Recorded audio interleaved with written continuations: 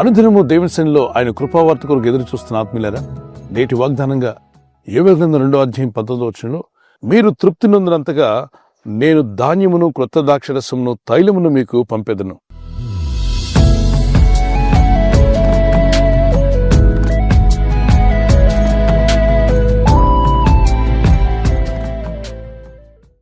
కన్న తల్లి తన బిడ్డను ఎత్తుకున్నప్పుడు బిడ్డకి ఎంతో తృప్తిగా ఉంటుంది. ఎందుకని? అమ్మ తన కని పెంచింది కనుక అమ్మ దగ్గర ఉన్నప్పుడు ఆ బిడ్డకు ఎంతో తృప్తిగా సంతోషంగా ఉంటుంది. ఒకవేళ ఆమె బేదరాలై ఉండొచ్చు, ఆమె దగ్గర ధనగణతలు ఏమీ లేకపోయినా ఆమె కౌగిట్లో నా చంటి బిడ్డను అడిగి మీరు తీసుకొని కొంచెం దూరం తీసుకువెళ్ళి నా దగ్గర ఉండిపో బిడ్డ అంటే ఉంటాడా? ఆ బిడ్డకు మీరు ప్రామిస్ చేయొచ్చు, ఇదిగో ఈ కార్లు ఈ వాహనాలని నీకు రాసిస్తాను, నీ పేరు మీద ఇంటి డాక్యుమెంట్స్ కూడా నీ పేరు మీద రాసిస్తాను, ఈ వస్తువులన్నీ నీకే ఇస్తాను అని చెప్పండి. ఆ బిడ్డ మీ దగ్గర ఉంటాడా? ఉండడు. గీబెట్టి కేకలేసి ఏడుస్తూ ఉంటాడు, కన్నీళ్లు కారుస్తాడు, గొక్కబెట్టి ఏడుస్తాడు. ఎందుకో తెలుసా? తల్లి దగ్గరికి వెళ్తేనే వాడికి ఆదరణ. మీరిచ్చే వస్తువులేవో వాడిని తృప్తిపరచలా. ఇంటి డాక్యుమెంట్స్ అన్ని కూడా వాడి పేరు మీద రాస్తానన్నా వాడికి సంతోషం లేదు. గోల్డ్ సిల్వర్ ఏదన్నా వాడి ముందు పెట్టండి, అవన్నీ తొక్కుకుంటూ వెళ్ళిపోతాడు. ఎక్కడికో తెలుసా? బీదరాలైన తన తల్లి వద్దకు వెళ్ళి ఆ తల్లి ఒడిలో కూర్చొని ఆనందంగా కన్నీళ్లు తుడుచుకొని సంతోషంగా ఉంటాడు. ఆ తల్లి దగ్గర ఏమీ లేకపోయినా వాడికి తృప్తి, ఎందుకంటే తనను కన్న తల్లి గనుక. ఈరోజు మన ఆత్మను చేసిన దేవుడు సృష్టికర్త అనే దేవుడు. ప్రతి నరుని కూడా నేలమట్టి నుండి కలుగు చేసి నేలమట్టిలోని చేసిన బొమ్మలోనికి జీవాత్మను ఊదినవాడు ఆయన. అంటే మన దేహంలో ఉన్న ఆత్మ ఆయన కలుగు చేసింది. ఆ ఆత్మకు తృప్తి ఎప్పుడు కలుగుతుంది? ఆయనను కలిగి ఉన్నప్పుడే, ఆయనను చేరినప్పుడే, ఆయన సన్నిధిని మనం పొందినప్పుడే. అంతేగాని భూ సంబంధమైన వస్తువులు మన ఆత్మను చేయలేదు. కాబట్టి ఎన్నటికీ భూమి మీద ఉన్న ఏ వస్తువు కూడా మీ ఆత్మను తృప్తిపరచలేదు. మహారాజుగా జీవించినటువంటి ఒక వ్యక్తి అన్ని అనుభవించాడు, అన్నిటినీ చూశాడు. లాస్ట్కి చివరికి చెప్పిన మాట ఏంటంటే, ఎందులోనూ తృప్తి లేదు, అంతా వ్యర్థము వ్యర్థము వ్యర్థము. దేవుని సన్నిధిలో ఉండడమే బెటర్. దేవుని యందు భయభక్తి కలిగి ఉండడం, ఆయన ఆజ్ఞలకు లోబడి ఉండడమే ఇదే మానవ కోటికి శ్రేష్టమైంది, ఇదే విధి అంటాడు. దానికి మించిన ధన్యత తృప్తి ఇంకెక్కడ దొరకదన్నాడు. నిజమే. దావీదు భక్తుడు కూడా ఈ విధంగా అంటాడు 16వ కీర్తన 11వ నీ సన్నిధిలో సంపూర్ణ సంతోషం గలదని. తృప్తినిచ్చేది, నిజమైన సంతోషాన్ని కలుగు చేసేది దేవుని సన్నిధి. ఈ భూయాత్రా కాలంలో మరి చదువుకోవాల్సిన వాళ్ళు చదవాలి, అలాగే ఉద్యోగం చేసేవాళ్ళు ఉద్యోగం చేయాలి, వ్యాపారం చేసేవాళ్ళు చేయాలి. ఇవి భౌతిక లోకంలో మనం జీవిస్తున్నప్పుడు ఇవన్నీ అవసరమే. సేవను మీకు ఇస్తే సేవా పరిచర్య యథార్థంగా చేయాలి, తప్పదు. పనిలో కూడా తృప్తి కలిగి ఉండాలి. మనం చేస్తున్న పనులు మనకు తృప్తిని కలిగించేవిగా ఉండాలి. దేవుడు నాకు అనుగ్రహించినటువంటి ఈ బాధ్యతలు నేను నిర్వర్తిస్తున్నాను అన్న తృప్తి కూడా మనకు ఉండాలి. అయితే మీ ఆత్మలో తృప్తి, మనశ్శాంతి, సమాధానము, నెమ్మది అది దేవుని యొద్ద నుండే పొందుకోవాలి. అందుకంటున్నాడు ప్రభు ఈ వాగ్దానం ఎత్తి, మీరు తృప్తి నొందినంతగా నేను ధాన్యమును క్రొత్త ద్రాక్షరసమును తైలమును మీకు పంపెదను. ఒక వ్యక్తి బాగా ఆకలితో ఉన్నాడు. ఆ వ్యక్తికి తృప్తిని ఎవరు కలుగు చేస్తారు? ఆహారం పెట్టినప్పుడు కడుపు నిండా తిని ఇక చాలండి అంటాడు. ఏంటంటే తృప్తిగా ఉందండి, సరిపోయింది అంటాడు. అంటే మనిషి యొక్క ఆకలిని తృప్తిపరిచేది ఆహారం.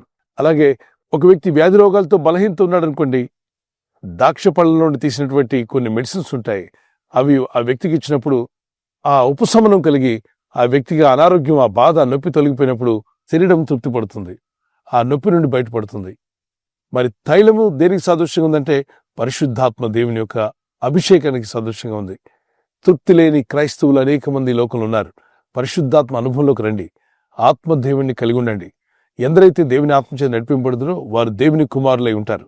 ఆత్మదేవ నన్ను బలపరచు, నన్ను నడిపించు, నా ఇంటిని, నా కుటుంబాన్ని ఎలా నడుపుకోవాలో తగిన జ్ఞానం నాకు దయచేయి. నేను ఎదుర్కొంటున్న పరిస్థితులు జయించగలిగేటువంటి వివేకము, జ్ఞానము నాలో కలుగు చేయమని ప్రార్థన చేయండి. యెషయా 11:1-2 యెహోవా ఆత్మ జ్ఞాన వివేకములకు ఆధారముగా ఆత్మ, ఆలోచన బలములకు ఆధారముగా ఆత్మ, తెలివిని యెహోవా యెడల భయభక్తులను పుట్టించు ఆత్మ అతని మీద నిలుచును. ప్రభు తన ఆత్మ నుంచినప్పుడు ఎక్కడ లేని తృప్తి కలుగుతుంది. అందుకే పరిశుద్ధాత్మ పూర్లైన వారు అనేక మంది ఎంతో తృప్తిగా దేవుని సేవ చేయగలిగారు, స్వార్థ పరిచర్యలు చేశారు. వారికి నష్టాలు, కష్టాలు, ఇబ్బందులు, శోధనలు ఎన్ని వచ్చినా ఆత్మ నడిపింపులో ఉన్నారు కనుక అవన్నీ లెక్క చేయలేవాళ్ళు. తృప్తిగా సువార్త పనిచేశారు.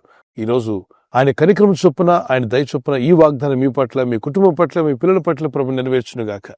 వచ్చిన కీర్తన పాడుకుందాం పిల్లరా. నీతోనే జీవిస్తా, ఏ దారిలో నడిపినా నీ వెంటే నడిచొస్తా.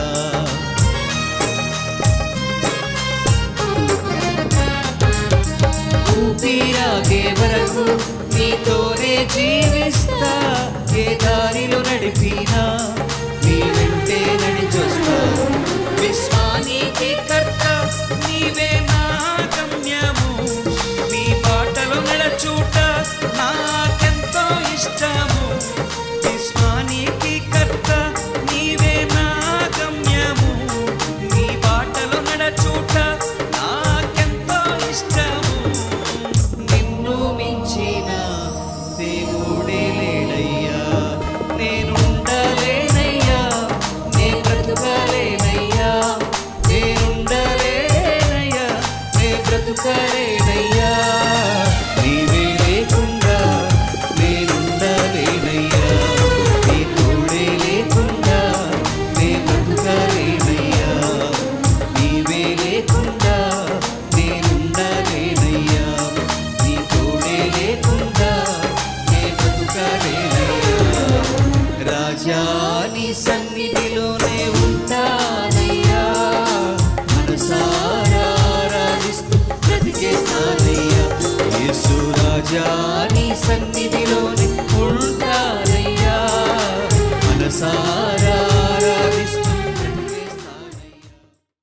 మరి కొందరైతే తాగితే ఏదో తృప్తిగా ఉంటుందని నీళ్ళు తాగడం, ఎంత తాగినా తృప్తి రాకపోవడం, లాస్ట్కి త్రాగుబోతులుగా మారిపోవడం జరుగుతుంది. చాలా మంది ఎక్కడికైనా వెళ్ళి తిరిగితే తృప్తిగా ఉంటుందేమో అని వెళ్తున్నారు. ఎంత తిరిగినా తృప్తి రాక తిరుగుబోతులుగా మారిపోతున్నారు. సో తాగుబోతులుగా, తిరుగుబోతులుగా రకరకాలైనటువంటి అలవాట్లు మనుషులకు వచ్చేస్తున్నాయి, కానీ తృప్తి మాత్రం రావట్లా. తృప్తిని ఇవ్వగలిగిన వాడు నీ ఆత్మను చేసిన దేవుడే. మరి దేవుణ్ణి మీ హృదయంలోకి పిలవండి. దేవుని సన్నిధిలో ప్రార్థించడం, దేవుని సన్నిధిలో మొరపెట్టుట, దేవుని యందు భయభక్తి కలిగి ఉండడం, దేవుని సహాయాన్ని కోరుకోవడం, ప్రార్థన రూపంలో మీరు అడగండి. మీ భారం ఆయన మీద మోపండి. ఖచ్చితంగా మీరు ఈ రోజే ప్రభు అనుగ్రహిస్తున్న ఆ తృప్తి, సమాధానం, నెమ్మది మీ సొంతం అవునుగాక. చిన్న ప్రార్థన చేసుకుందాం. ప్రభు ఈ వాగ్దానం మా పట్ల నెరవేర్చమని అడుగుదాం. పరిశుద్ధమైన మా పరలోకపు తండ్రి, మీరు వాగ్దానం చేసిన రీతిగా మేము తృప్తి పడేంతగా మీరు మాకు ధాన్యమును, ద్రాక్షరసమును, తైలమునిస్తున్నారు. ఆ దేవుని వాక్యం అనేటువంటి ఆహారము, అయ్యా నీవు పొందిన గాయముల చేత మాకు స్వస్థత, అలాగే మీరు అనుగ్రహిస్తున్న పరిశుద్ధాత్మ అనుభవం ద్వారా మేము తృప్తి కలిగి ముందుకు సాగేటువంటి ధైర్యమును, కృపను, కనికరమును, నిరీక్షణను ఇంకా అధికం చేయమని నీ ప్రజల్లో ఎవరైతే తృప్తి లేని బ్రతుకులు బ్రతుకుతున్నారో వారి జీవితాల్లో ఇప్పుడే ఆ తృప్తి కలిగిన అనుభవంలోకి వారిని నడిపించండి. ఈ ప్రజల యొక్క ఉద్యోగాల విషయంలో, వ్యాపార విషయంలో, బిడ్డల చదువుల విషయంలో, వారి వివాహాల విషయంలో ఒక బిజినెస్ ప్రారంభిస్తున్నా, ఉద్యోగ ప్రారంభానికి వెళ్తున్నా, ఒక మంచి కార్యక్రమాన్ని ప్రారంభిస్తుండగా వారు చేస్తున్న ప్రయత్నాలు ఫలించలాగున మీ దూతలకు ఆజ్ఞాపించండి. ఎవరైనా హాస్పిటల్లో ఉన్నా, ఐసీయూలో ఉన్నా, ప్రభు ఎవరైతే సీరియస్ కండిషన్ లో ఉండి బాధపడుతున్నారో వారికి యేసు నామములో స్వస్థతను అనుగ్రహించండి. కృంగిపోయిన వారిని లేవనెత్తండి. మీ గాయపడిన హస్తమును చాపి వారికి ఉన్న సకల రోగాల నుండి విడుదల ఇచ్చేయి. వారిని లేపి నడిపించడాన్ని సాక్షులుగా నిలబెట్టుకోండి. ఈ ఉదయకాలం ప్రతి రోగి యేసు నామములో స్వస్థత నొందునుగాక. తండ్రి, ఈ దినం ఎవరైతే ప్రయాణమై వెళ్ళబోతున్నారో, అది రైలు మార్గమైనా, ఆకాశ మార్గమైనా, బస్సుల్లో, వాహనాల్లో ఎక్కడ ప్రయాణం చేస్తున్నా, రోడ్డు మార్గంలో ఏ వాహనంలో వారు ప్రయాణం చేస్తున్నా, ఈ ప్రజలకు కాపాడే దూతలను పంపండి. ఆత్మ నింపుదల వారికి దయచేయండి. శోధన బాధలను వారిని తప్పించండి.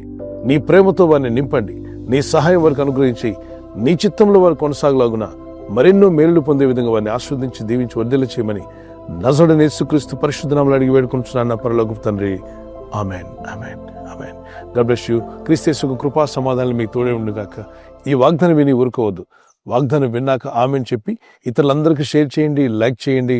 అలాగే సబ్స్క్రైబ్ చేయని వారు అందరూ సబ్స్క్రైబ్ చేయండి. ఈ దేవుని మాటలు అనేకులకు చేరవేయండి. దేవుని వాక్యం అనేకులకు అందజేయవారు ధన్యులను రాయబడింది. ఆ ధన్యత మీ సొంతం అవ్వాలని మా ప్రార్థన. God bless you.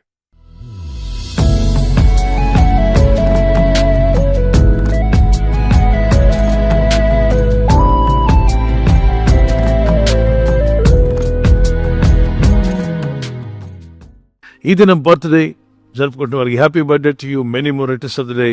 God bless you. మిమ్మల్ని నిండారులుగా దేవుడు దీవించాలని, may God satisfy with the long life.